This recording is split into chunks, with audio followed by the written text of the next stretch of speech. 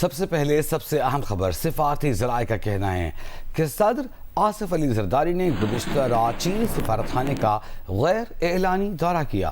دورہ اسلام آباد میں 4 ملکی مذاکرات مکمل ہونے کے بعد کیا گیا۔ صدارتی ترجمان نے کسی بھی قسم کے دورے یا ملاقات کے ہونے یا نہ ہونے سے متعلق تردید یا تصدیق سے گریز کرتے ہوئے کہا کہ پالیسی کے مطابق کسی بھی ملاقات ہونے سے قبل آگاہی فراہم نہیں کی جاتی۔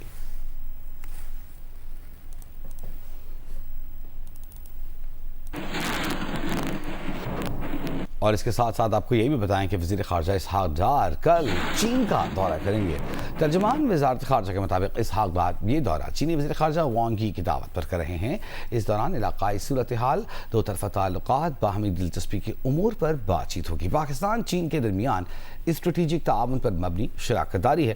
دونوں ملکوں کے درمیان علاقائی عالمی امور پر قریبی رابطہ اور باقاعدہ مشاورت جاری رہتی ہے۔ ترجمان کا کہنا ہے کہ Ishaq Dar hairline shoulder fracture اور ڈاکٹروں کے آرام کے مشورے کے باوجود چین کا دورہ کریں گے۔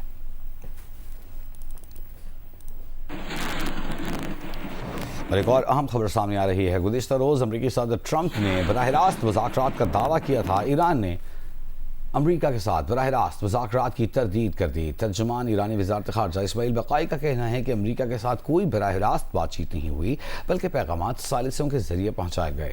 ایران کو بھیجی گئی تجاویز میں زیادہ تر غیر حقیقت پسندانہ، غیر معقول اور حد سے بڑھی ہوئی تھیں۔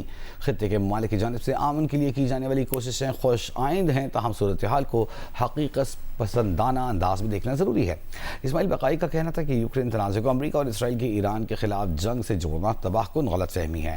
بشہر نیوکلیئر پاور پلانٹ اب بھی فعال ہے۔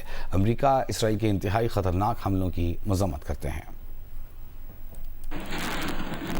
ایرانی وزارت خارجہ کے ترجمان کا بیان ہم نے آپ نے سامنے رکھا، جس میں ان کی جانب سے تردید کی گئی ہے کہ براہ راست بات چیت نہیں ہو رہی۔ اس سے پہلے امریکی صدر ڈونلڈ ٹرمپ کا کہنا تھا کہ ایران کے ساتھ مذاکرات میں پاکستان کے ذریعے پیش رفت ہو رہی ہے اور ایران کے ساتھ جلد ڈیل ہو سکتی ہے۔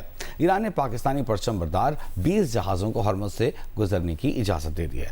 برطانوی جریدے کو انٹرویو میں ٹرمپ نے کہا کہ امریکہ ایران کا تیل قبضے میں لے سکتا ہے، خارق جزیرے پر قبضہ کر سکتا ہے۔ امریکی فوج نے ایران میں ہائی ویلیو اہداف تباہ کر دیے ہیں۔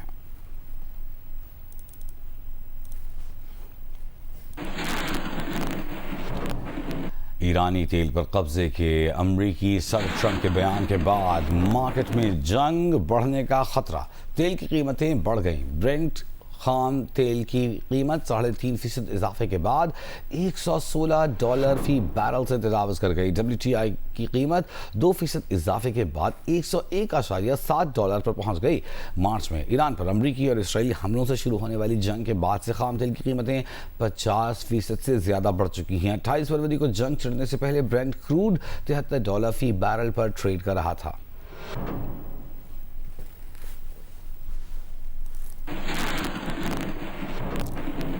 ایک 1,00,000 ٹن تیل سے لدا روسی خام تیل کا ٹینکر کیوبا پہنچ گیا ہے۔ روسی خبررساں ایجنسی کے مطابق جہاز کیوبا کے ساحل پر لنگر انداز ہو چکا۔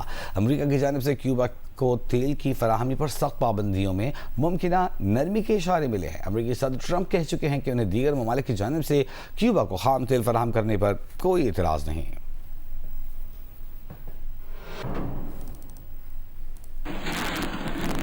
تہران میں پاکستانی سفارت خانے نے ایران میں موجود پاکستانی سمندری کارکنوں، جہازوں پر کام کرنے والے ارکان کے لیے ہدایات جاری کر دی ہیں۔ پاکستانی سفارت خانے کے مطابق وطن واپسی کے خواہاں پاکستانی قانونی معاہداتی تقاضے جلد مکمل کریں۔ کسی بھی قسم کی مدد کے لیے تہران میں پاکستانی سفارت خانے سے فوری رابطے کی ہدایت۔ زاہدان میں موجود پاکستانی قونصل خانے نے بھی ہنگامی رابطہ نمبرز جاری کر دیے۔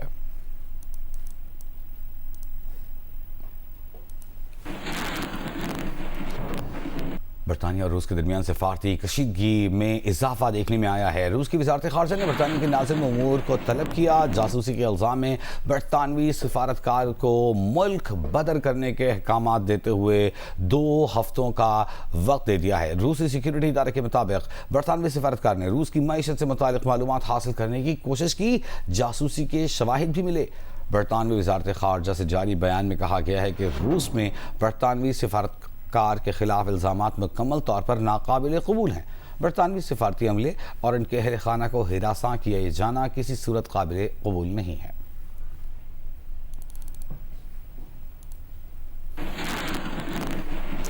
کچھ دیگر خبروں میں کراچی کے علاقے کلفٹن میں واقع سپر سٹور میں آگ لگی جس پر اب تک قابو نہیں پایا جا سکا۔ سپر سٹور کے بیسمنٹ میں لگی آگ کو 9 گھنٹے گزر گئے ہیں۔ فائر بریگیڈ حکام کے مطابق آگ سپر سٹور کے بیسمنٹ میں لگی ہے اور سپر سٹور کے گودام عمارت میں آگ پھیلنے کو روک دیا گیا ہے۔ کاشف مشتاق سے تفصیل جانتے ہیں۔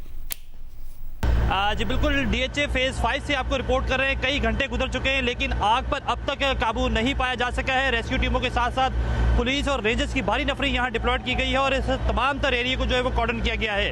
دھوئیں کی شدت کافی زیادہ ہے کہ یہاں کوئی بھی کام کرنا کافی زیادہ مشکل ہو رہا ہے اور ریسکیو ٹیموں کی جانب سے، پولیس حکام کی جانب سے کوششیں کی جا رہی ہے کہ فوری طور پر دھوئیں کی شدت کو کم کیا جائے تاکہ ڈپارٹمنٹل اسٹور کے مختلف جو اندر یونٹ بنے ہوئے ہیں وہاں تک پہنچا جا سکے۔ میں اپنے کیمرہ مین سرور رضا سے کہوں گا کہ وہ آپ کو دکھائیں کہ اس وقت کنڈیشن یہاں بہت زیادہ ورسٹ ہے اور یہاں باقاعدہ طور پر یہ دیکھا جا سکتا ہے کہ دھواں ہر طرف پھیلا ہوا ہے۔ فائر بریگیڈ حکام کی جانب سے کہا جا رہا ہے کہ دھوئیں کو مزید پھیلنے سے جو ہے وہ روک دیا گیا ہے۔ اس وقت جو یہ ڈپارٹمنٹل اسٹور ہے اس کی بیسمنٹ میں گراؤنڈ فلور پر اور فرسٹ فلور پر جو ہے وہ آگ لگی ہوئی ہے۔ سیکنڈ فلور تک اب تک آگ جو ہے وہ نہیں پھیلی ہے جس کی وجہ سے یہ کوششیں کی جا رہی ہے کہ سیکنڈ فلور کو سیو کر لیا جائے، جبکہ مختلف ریسکیو ٹیمیں جو یہاں کام کر رہی ہیں ان کی جانب سے بتایا جا رہا ہے کہ 10 فائر ٹینڈر اور ایک جو ہے وہ اسنورکل اور 2 واٹر باؤزر کی مدد سے عمارت کے چاروں طرف سے پانی کا چھڑکاؤ کیا جا رہا ہے، جبکہ عمارت کی چھت پر بھی جو ہے وہ فائر بریگیڈ حکام کے جو اہلکار ہیں وہ موجود ہیں اور کوششیں کی جا رہی ہے کہ فوری طور پر آگ پر قابو پا لیا جائے۔ جی بہت شکریہ کاشف مشتاق آپ کا۔ دادو ماڈل کرمنل کورٹ میں ام رباب چانڈیو کے والد، دادا اور چاچا کے قتل کا فیصلہ سنا دیا گیا۔ تمام 8 ملزمان کو بری کر دیا گیا۔ جنوری 2018 میں میہڑ میں ام رباب چانڈیو کے والد، دادا اور چچا کو فائرنگ کر کے قتل کیا گیا تھا۔ کیس کی مدعی ام رباب کا کہنا ہے کہ وہ فیصلے کے خلاف ہائی کورٹ اور سپریم کورٹ میں اپیل کریں گی۔ ماڈل کرمنل ٹرائل کورٹ دادو نے 27 فروری کی سماعت میں ام رباب چانڈیو کے والد، دادا اور چچا کے تہرے قتل کیس کا فیصلہ گواہان کے بیانات اور دلائل کے بعد محفوظ کیا تھا۔ کیس میں نامزد 2 ارکان سندھ اسمبلی سردار چانڈیو، ان کے بھائی برہان چانڈیو اور کیس کی مدعی ام رباب چانڈیو سخت سیکیورٹی میں عدالت پہنچے، جبکہ ایس ایچ او سمیت دیگر 6 ملزمان بھی عدالت میں موجود تھے۔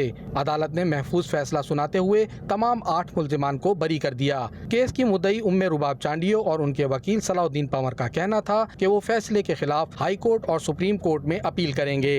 مجھے یقین ہے کہ انشاءاللہ میں سرخرو ہوں گی۔ عوام جان چکی ہے، عوام کی عدالت میں ہم جیت چکے ہیں۔ یہ فیصلہ ریاست کی عدالت کی طرف سے آئے پر 5 انگلیاں برابر نہیں ہوتی ہیں۔ ہائی کورٹ جائیں گے، سپریم کورٹ جائیں گے، انشاءاللہ ہمارے حوصلے بلند ہیں۔ سرداری اور فیڈرلزم کے خلاف تھے، اس موٹو پہ یہ سارا انسیڈنٹ ہوا جس میں 3 مرڈر ہوئے، جس میں 3 آئی وٹنس موجود تھے، میڈیکل سپورٹنگ ایویڈنس تھا اور اتنا ایویڈنس تو ہماری نظر میں ضرور تھا کہ اس میں کنوکشنز ہو سکتی تھی۔ اس میں ہم اپیل میں جائیں گے، ابھی فورمز موجود ہیں، ہائی کورٹ کا فورم موجود ہے، اس کے بعد سپریم کورٹ موجود ہے، تو سیدھی بات ہے کہ ہم وہ فورمز اویئر کریں گے، وہ ریمیڈیز جو قانون ہمیں پرووائڈ کرتا ہے وہ ریمیڈیز ہم اویئر کریں گے، ہم اپیل میں جائیں گے۔ تہرے قتل کے مقدمے کو انسداد دہشت گردی کی عدالت نوشہر و فیروز، سکھر، میرپور ماتھیلو اور بعد ازاں سیشن کورٹ دادو منتقل کیا گیا تھا، جبکہ ام رباب چانڈیو کے مطابق 8 سال کے دوران اس کیس کی 400 سے زائد سماعتیں ہوئیں۔ کیمرہ مین افضل خان کے ساتھ علی نعیم، جیو نیوز، دادو۔ کیس کی مدعی ام رباب چانڈیو نے فیصلے کو ہائی کورٹ میں چیلنج کرنے کا اعلان کرتے ہوئے کہا ہے کہ سرداروں کی حسرت ہے کہ وہ انہیں ڈرا ہوا، روتا ہوا دیکھیں۔ سرداروں کی یہ حسرت کبھی پوری نہیں ہوگی۔ میرے والد صاحب، دادا اور چچا جان کے قاتل 8 مجرم، 8 کو عدالت کی جانب سے باعزت بری کر دیا گیا، مگر میرے حوصلے اب بھی بلند ہیں۔ سرداروں کی حسرت ہے، مجھے ڈراتا ہوا جو ہے دیکھنا چاہتے ہیں، روتا ہوا دیکھنا چاہتے ہیں، مگر یہ حسرت وہ قبر تک لے کے جائیں گے۔ میرے حوصلے بلند ہیں، میں اس کو فیصلے کو چیلنج کروں گی، میں ہائی کورٹ جاؤں گی، انشاءاللہ انصاف میرا حق ہے وہ میں لے کے رہوں گی۔ اور اس حوالے سے تحریک قتل کیس میں نامزد ملزمان جب بری ہوئے اور آبائی علاقے پہنچے تو سردار چانڈی اور برہان چانڈی کا چاندی ہاؤس قمر شہزاد کوٹ پہنچنے پر استقبال ہوا۔ سردار چانڈیوں اور برہان چانڈیوں کے حامیوں نے جدید اسلحے سے ہوائی فائرنگ کی۔ خیبر پختونخوا حکومت نے محکموں کے فنڈز روک لیے ہیں۔ سرکاری ذرائع کے مطابق محکموں کے ADP اور جاری اخراجات کی مد میں 25 ارب روپے سے زائد کے فنڈز روکے گئے ہیں۔ کیوں؟ جانیں گے bureau chief Geo News Peshawar Shakeel Farman Ali ہمارے ساتھ موجود ہیں۔ شکیل، کیوں روکے گئے ہیں یہ سرکاری فنڈز؟ دیکھیں، مشرقی وسطی میں جو جنگ جاری ہے اس کے اثرات KP پر بھی جو ہے مرتب ہونا شروع ہو گئے اور خیبر پختونخوا حکومت نے پہلے سے جو ہے اس کے لیے تیاری شروع کر دی ہے اور حکومت نے جو سرکاری محکمے ہیں ان کے فنڈز روکے ہیں اور محکموں کی جو فنڈز روکے گئے ہیں وہ ADP اور جاری اخراجات کی مد میں روکے گئے ہیں۔ 25 ارب روپے سے زیادہ کے فنڈز جو روکے گئے ہیں۔ صحت کارڈ، ہسپتالوں، BRT، ریسکیو اور پولیس کے فنڈز نہیں روکے گئے ہیں۔ دوسری جانب جو ہے وفاق نے خیبر پختونخوا حکومت نے مارچ میں پہلی قسط کی مد میں 65 سے 60 ارب روپے ادا کرنے تھے اور وفاقی حکومت کی جانب سے بھی جو ہے رواں ماہ اب تک صوبے کو صرف 17 ارب روپے ادا کیے گئے ہیں۔ صوبے کو جو ہے بارڈرز کی بندش کے باعث اب تک جو ہے 9 ارب روپے کا نقصان ہوا ہے۔ وفاقی حکومت نے TDPs کے لیے جو ہے صوبائی حکومت کو 66 ارب روپے جو دینے تھے وہ بھی ابھی تک ادا نہیں کیے گئے اور یہ اس میں سے 15 ارب روپے جو ہیں وہ صوبائی حکومت نے خود ادا کیے ہیں۔ وزیر خزانہ خیبر پختونخوا مزمل اسلام صاحب سے ہماری بات چیت ہوئی ہے۔ ان کا کہنا یہ ہے کہ جنگی صورتحال کے بعد صوبائی حکومت معاشی معاملات کا جائزہ لے رہی ہے اور معاشی حالات کو دیکھ کر آئندہ آنے والے ہفتوں کے لیے اقدامات کیے جائیں گے۔ بہت شکریہ Shakeel Farman Ali, bureau chief Geo News Peshawar, ہمیں اس اہم تفصیل سے آگاہ کر رہے تھے۔ وفاقی وزیر پیٹرولیم علی پرویز ملک سے کویت کے سفیر نے ملاقات کی۔ پاکستانی پرچم بردار جہازوں کو کویت سے ڈیزل جیٹ فیول کی ممکنہ ترسیل کے لیے مکمل سہولت کی یقین دہانی۔ علی پرویز ملک نے کہا کہ کویت پیٹرولیم کارپوریشن کی جانب سے اس سہولت پر مشکور ہیں۔ یہ دونوں ممالک کے درمیان اعتماد اور شراکت داری کا مظہر ہے۔ عالمی علاقائی چیلنجز کے باوجود پاکستان کے لیے کویت کی مسلسل حمایت کو سراہتے ہیں۔ وزیر اعظم تنازعات کے پرامن حل میں سہولت کاری کے لیے کردار ادا کر رہے ہیں۔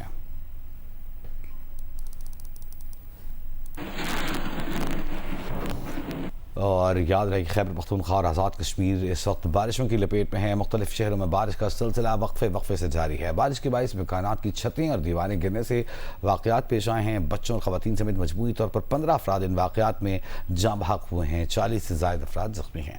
خیبر پختونخوا میں سوات، بنو، ایبٹ آباد، سوابی، لوئر ڈیر سمیت دیگر شہروں میں کہیں تیز کہیں ہلکی بارش ہو رہی ہے۔ ایبٹ آباد میں مکان کی چھت گرنے سے 4 بچوں سمیت 5 افراد، بنو میں 2 دنوں میں 8 افراد، جبکہ کوہاٹ میں کچے مکان کی چھت گرنے سے 2 بچے جاں بحق ہو گئے۔ ادھر آزاد کشمیر کے مختلف اضلاع میں بھی موسلا دھار بارش سے موسم شدید سرد ہو گیا ہے۔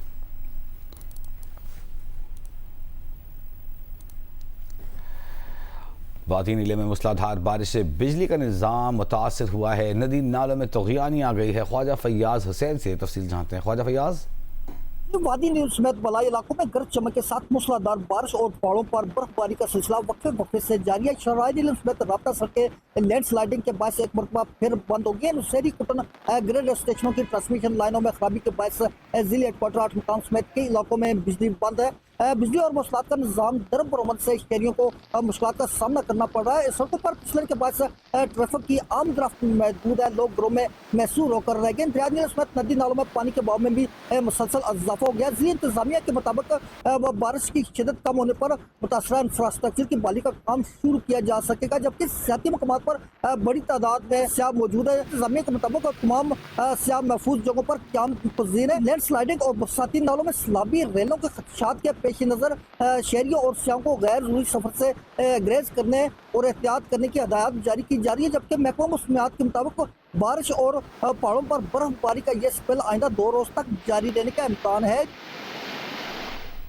سجاول کے قریب دریائے سندھ میں کشتی ڈوب جانے سے جاں بحق ہونے والے 3 افراد کی تدفین کر دی گئی ہے، جبکہ ایک شخص لاپتہ ہو گیا ہے جس کی تلاش جاری ہے۔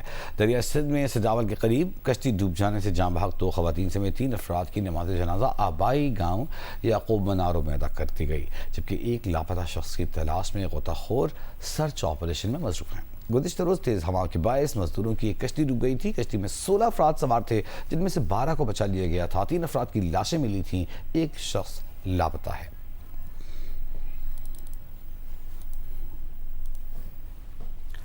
ملتان میں ایل پی جی کی قیمت روز بروز بڑھتی جا رہی ہے. ایل پی جی صارفین اس وقت پریشان ہیں. نمائندہ جی نیوز جودت ندیم سے تفصیل جانتے ہیں. جودت، ملتان میں ایل پی جی کی قیمتوں کو پر لگ چکے ہیں اور ملتان میں اگر ریٹس کے حوالے سے بات کرتے چلیں تو ایل پی جی کی فی کلو قیمت جو ہے وہ 400 روپے فی کلو مل رہی ہے، جبکہ اسی طرح سے گلگش مارکیٹ میں جو ایل پی جی کی قیمت ہے وہ 420 سے 430 روپے فی کلو جو ہے وہ فروخت ہو رہی ہے.